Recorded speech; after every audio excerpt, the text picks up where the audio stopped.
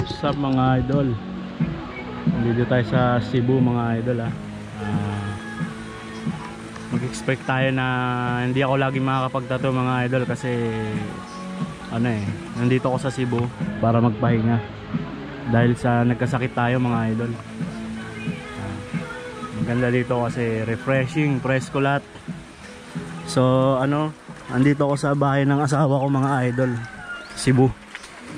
Andito ako para magpagaling. So may mga magbabago sa channel natin ha. Kasi mag-upload ako ng mga vlog ko kasi yung YouTube ko para sa ko kasi yun. Diary ng ng buhay natin. So ayan. Dito tayo sa kagubatan.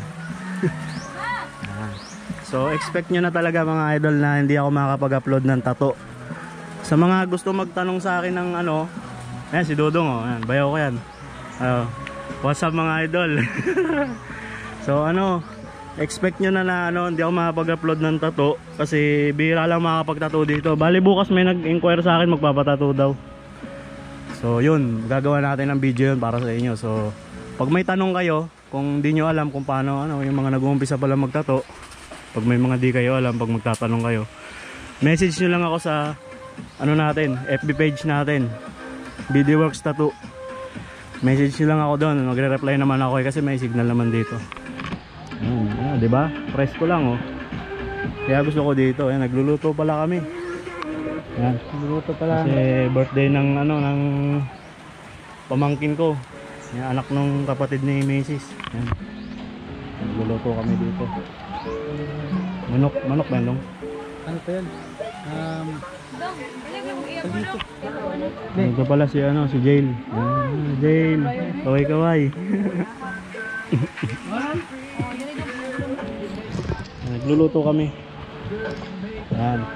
Spaghetti pala mga idol solid.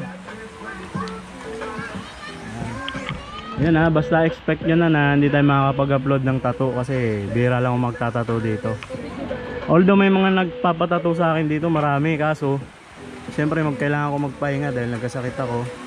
Sa Manila kasi puro ako tato ganyan, hindi na ako nakatulog. Kaya doon ako nakuha yung sakit ko Sa mga nagtatanong, diabetic mga idol, tsaka mababa potassium. Yun yung sakit ko. So ganito dito mga idol, diba? Gubat. Pero malapit to sa dagat. Pag nawala huminto yung ulan, pupunta ako ng dagat. Yun, mamimingwit ako doon. Yun ang magiging vlog ko muna. Bale, vlog ng buhay natin mga idol. Catch and cook mga idol. Yun ang gagawin natin.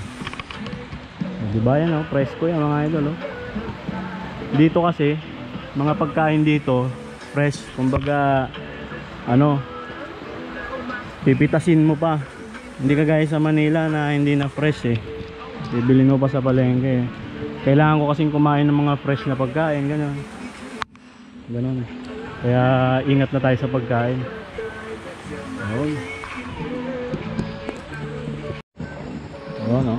Try dito.